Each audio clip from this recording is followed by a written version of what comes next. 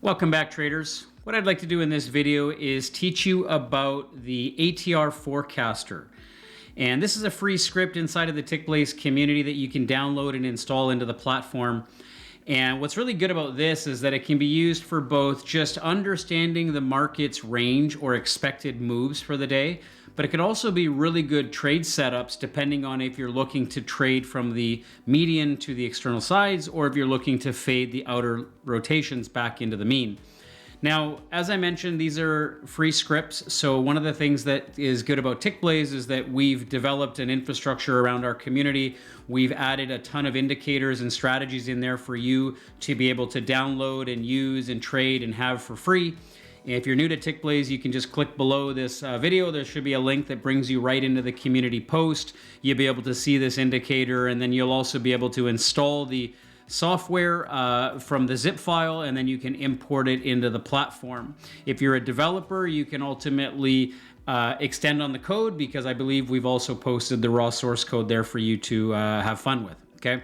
Now, first and foremost, the ATR forecaster is about forecasting the ATR, which is considered the average true range.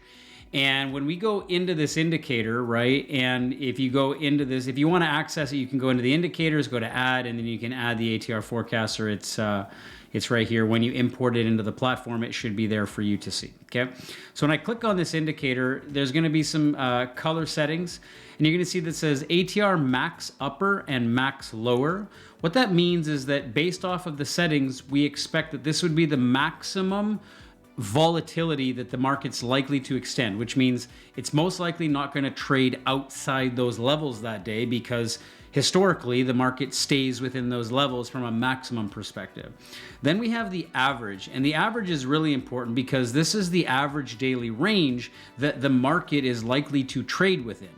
And why is this important? Well, because if you're a trader, you're not going to want to plan your levels outside of the average range, because there's a very high likelihood that the market's not going to get there today, right? And if you're a trend trader or if you're a directional trader, you may not want to hold on to your trades as it starts getting closer and closer to the average range, because the market's likely to die off, and therefore you're most likely not going to carry on and trade further outside those levels. Now, the way you set this up is you can set the period. Now, this is a daily period because we're looking at the ATR forecaster based on daily ranges. This is built for identifying the likelihood of the move. Now, if you go in here to fix, you can change them to dynamic. Normally I have them at fixed, because if I change it to dynamic, right, it will change like this. And when you have dynamic, it basically is a moving target. I like to have it as fixed because it just gives me a hard foundation as to, okay, where is the average range? Now you can see here the market opened here. This is basically the average, and this is the max. This would be the average, and this is the max. And you can see that, the market didn't trade outside of it here. And when it got right down to that average, it rotated directly back up into the mean. Now, as I mentioned, from a strategy perspective, you may or may not want to use this as a strategy. But if you do want to use it as a strategy, I'll explain two ways in which you can trade this, okay? If the market opens up here, we plot the midpoint. That's the middle of the average range. You can trade it as a trend trade, similar to like a VWAP. The market comes up, hits it, boom, comes up, hits it, comes down, right? But then it hits the outer edge. There's a very high chance when it gets to these outer levels, the market's very much likely not going to go past that right away. And you'll see here it came very close to the average range, and the likelihood of it getting past there is very limited, right? There's a very low chance, probably less than 5% chance, that the market's going to hit the maximums. Why? Because the only time it's going to do that is based on really, really, really big fundamentals. Now, if I change the look backs, let's say I go over like one day, all I'm doing is looking at the prior day's ranges. And I'm looking at yesterday's average volatility, and it tends to be quite responsive as a level.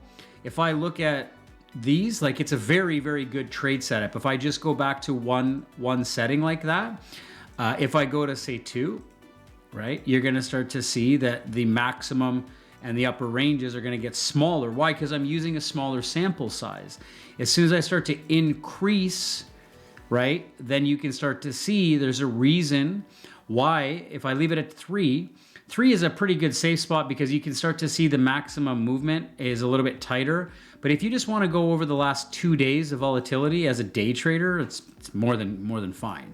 You can put it to here like this, and that way you know that when the market gets to these areas, right, gets down to these levels,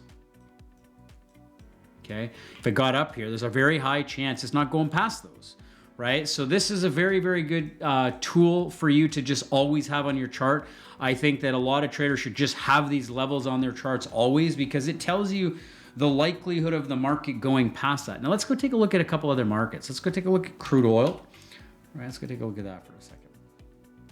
Okay, take a look at crude oil, right? Now crude oil, right, it, you can see it came right down into the areas of interest. Look at the reaction we get when we touch it. I mean, this is a 30-minute chart. You can put this on a smaller time frame, and I promise you're going to see reactions. If we take a look at these wicks, okay, look at that wick on the 30-minute chart. Like if you're a day trader, that's a pretty significant candle. And then it got all the way up here, and then it rotated back down after 3 bars, right? Same thing over here. If you look at these wicks when we get to these levels.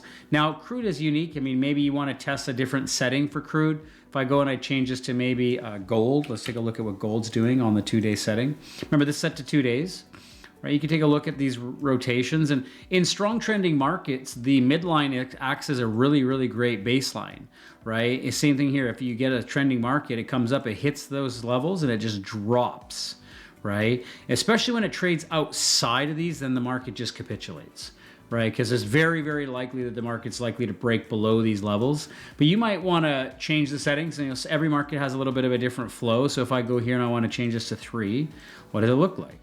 Right, I'm going to move it over here and let's see what it does over here. Change it to 4. See how these rotations. Let's change it to 5. Is it changing a lot? Not a lot of variations. And you're going to notice that you're not going to see a lot of changes here because I don't have the days loaded on the chart. So if I want to add more days, let's go back and let's add a month of data here. You're going to see all this is going to change. You need historical data loaded on the chart for you to see that. And this is a really, really great tool because you could take a look going back, let's say 30 days on a chart, find the best settings where the market really respected the range, and then save those as a template. You could basically save this as a gold template, then save it as a crude template, or an Apple template, or an Nvidia template, or a euro dollar template, right? Every market has different movement, so you can't use the same setting for every market. But the key here is this. You want to determine the minimum and the maximum, or the average and the maximum range for the day.